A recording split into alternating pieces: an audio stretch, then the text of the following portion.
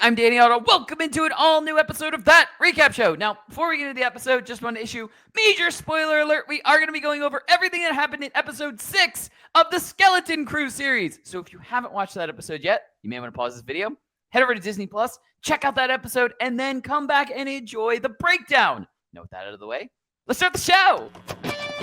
Poppin' Off presents That Recap Show.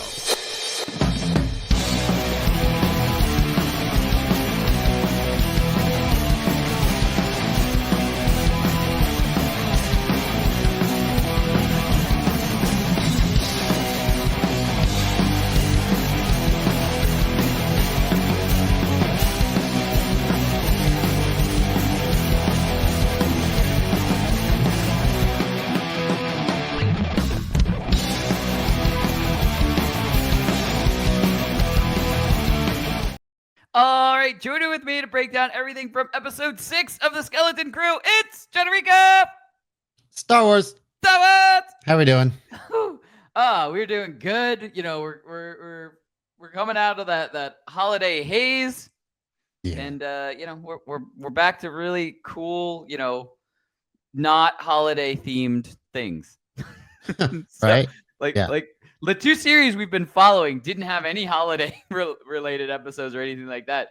So they've kind of just been the constant through line through the holidays. But now we're on the other side of the holidays, and it just feels right to have these episodes now. Mm-hmm. So, yeah, we even got to ring in the new year with a new episode of Skeleton Crew, which was exactly. I mean, there was plenty of stuff to watch. It was great. But yeah, I get right into it. Episode 6, I really enjoy, you know, when an episode leaves off and then immediately starts right back where like we left off type of thing, because that's what we're just thrown into, exactly what happened after Wim, you know, hit the little switch and they all just went down the the little trap door. Yeah, immediately starts up right after that, and we're falling with them type of thing, and I really enjoy that. The one thing I have to say that I feel like I learned something today when I watched the episode was I did not know that spaceships shed their skin like snakes. Yeah, that's a new thing here. That was pretty awesome.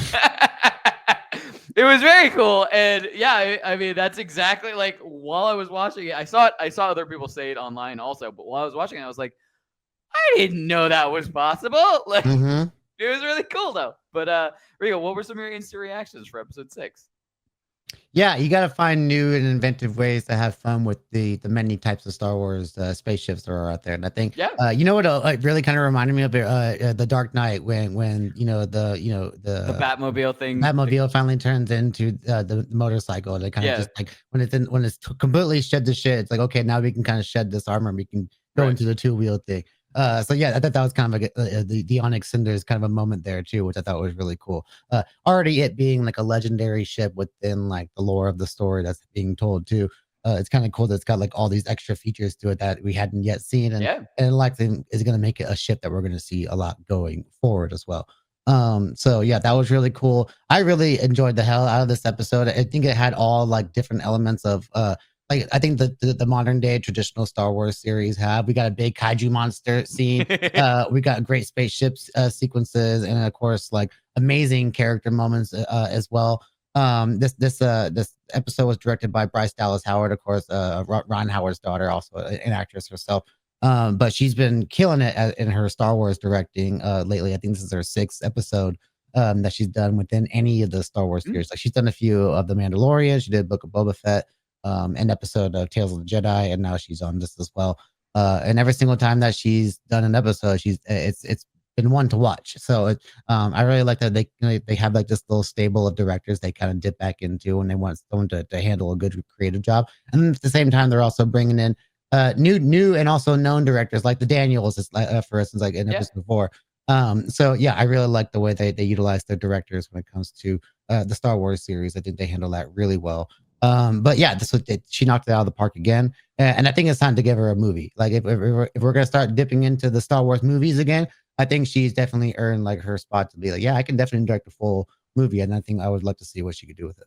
Yeah, definitely. I mean, we went through the list before we even started recording and stuff like that, and you know, I'd say all of them were strong episodes. I mean, obviously, I liked certain ones more than others, but like, Yeah. I mean, all of them were good episodes. So yeah, I mean, I think our track record speaks for itself now. Absolutely. So, but you want to get to some big takeaways? Sure. Let's do it. Awesome. All right, I'm gonna kick off big takeaways with, and you started to get into it, and I was gonna say like, oh, that's a perfect layup to what I wanted to talk about. Knowing that you have the rundown right in front of you. I got the moment that I had kind of already started talking about in a past recap of a past episode, where we had, you know, a fight, and then we had kind of the coming back together, and the kids realizing they needed to work as a team to get out of the situation, to get off the planet, to basically work together with everything. But that whole moment, I knew that it was going to happen. It had to happen, like with this, with any group that you're following for a series or even a movie or something like that. You have to have that, you know, we have differences, which, you know, we've already brought this up. We basically had two friend groups forced to be pushed into each other. And yeah. And so now it's like, now we actually have a full team. Everybody had to work together. Everyone had to learn the hard way that, like, you know, splitting up is not the good plan. Arguing is not the good plan. We need to do everything that we can do together to get home. And that's what they had to do at the very end. Like, they had to, you know, they had to try everything to get the ship out of or off the planet, but like out of the clutches, I guess, of a giant trash compactor. Like, that's the only thing I could really think that was. Like, yeah, they gave us a full on like Toy Story 3 moment too, where they cut to Neil looking all sad, and you're like, what is this? The moment where they're all like holding hands, like before they go into the, the incinerator moment. Like, what is going on here? But yeah, I like that moment where they finally had to rely on each other because they didn't have an SM-33 or a Jog or somebody else to kind of get them out of there when they need to. They relied on all the experience that had brought them to this point, that they on this adventure that they had gone on, and they had to put it to use in a time of need. And it was really awesome to see them like working together. That moment, I was like, yes, here they are. They're finally like the team. Right. And that payoff was so good because we had the inevitable split before that, but we also, you know, kind of on a even smaller terms, when we had that split, we actually had the two sets of teams, you know, working together. And it wasn't just like Wim and Neil working together, which we know they do because they're best friends. And it wasn't, you know, KB and Fern working together because, you know, from what we know, they've been best friends for a long time. Also, it was they switched the partners. Yeah, they switched everything up, and they both had situations that those separate teams had to do to work together, which was also cool. But then coming back together, just like you said, the payoff was great. Having this now, you know, closer team of all four of them, they've all kind of made amends. They've all, you know, figured out that's how they're going to get home, is working together. But I thought the payoff was great. I really liked that. Rico, what were some of your big takeaways for episode 6? Yeah, that was some of the really great character work that we got in this episode overall. But the like you were saying, the one thing I was saying some stuff that I really wanted to see in the season overall. We've kind of gotten episodes where everyone's gotten their moment, and we've been leading up to KB kind of having hers as well. And she definitely has her moment in this episode, but it's in a different way, because she ends up it's more that she's in peril because of her like cords and stuff getting corroded and stuff like that, and it puts her in a weak situation. But man, it leads to an absolutely incredible performance by the young actress who plays KB. First of all, I think she just does incredible in this entire episode, with just like in the way that she portrays herself being like partially shut down, and she's like, it's just super well done. But then the dynamic between her and Wim in this is really interesting to watch as well, because you get to see like the moments of empathy from Wim, and now he in the time when he knows he can kind of do stuff under pressure as well. And he felt really good about having like his heroic adventure moment, but also like that he actually got to help his friend too at the same time.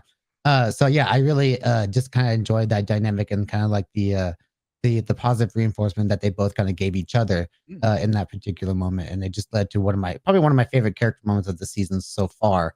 And we got some great stuff with Fern and Neil as well. But I think that the way they've particularly focused on Wim and KB was really great, and some of the shots in there, like this was filmed very beautifully. I have a hard time believing that this was actually like the volume set that they're using, or if they're actually like on set for this. But yeah, just an amazing stuff overall. I wish I knew the name of the actress who plays KB, but she did incredible. Yeah, she did great. So in that, and you bring this up, and so I actually was wondering this. So we kind of got a different, mystery that it may or may not show any kind of resolve or anything, or maybe it's like a season 2 thing that we can actually look forward to, type of thing. But KB mentioned some kind of accident. Right. And that's why she has like all these augments and stuff like that. I'm wondering what the hell happened, because, if we think about like the first episode or two on at Adden, it doesn't really seem like a place where, something severely bad is going to happen to a small child. Like, you know what I mean? It just doesn't seem like the type of place, because it's such like a, harmonious community, and the kids go to school, the parents go to work, and they come home and their family, like, you know what I mean?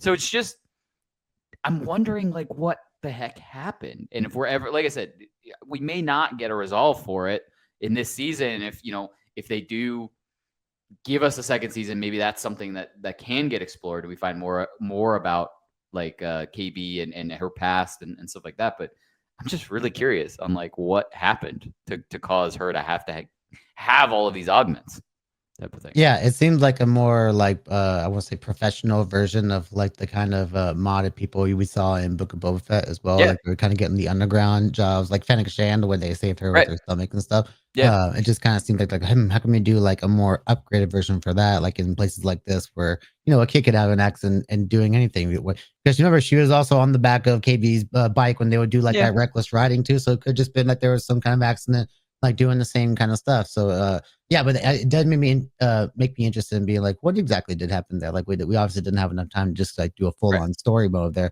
But yeah, that it does leave like a little bit like I wonder what Fern knows about like the accident issue, if she was there too. Yeah, but it's another layer to her character that just makes her even more fascinating. Yeah, definitely. I totally agree, and I will be disappointed if we don't. Like, I get it. Like, we can't answer everything. We only have a few episodes left, or a couple episodes left.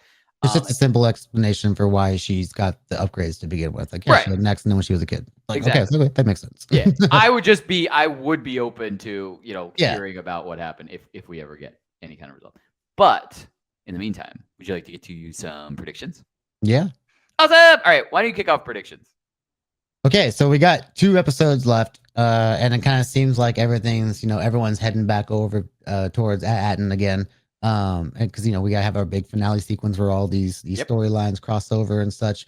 I really hope episode 7 kind of puts a little bit more of the parent storyline in the forefront again. I think the last recap I was even talking about how much I want more of the storyline of the parents done in there, and then I don't think we got any of it this episode. So and it just makes me wonder like where they're going with that, and if they're just kind of saving the meat of that for when everybody gets there, and when all these paths just sort of inevitably cross. But I was really hoping like that's gonna be our way to introduce the supervisor of that, and I was wondering how big of a player that character was going to be in the overall story itself. But it seems like something that we're either waiting to either reveal at the end of the season, or in episode 8, or this could be something that could be saved to be revealed at the end of episode 7 as well. And then we just see the supervisor for one episode.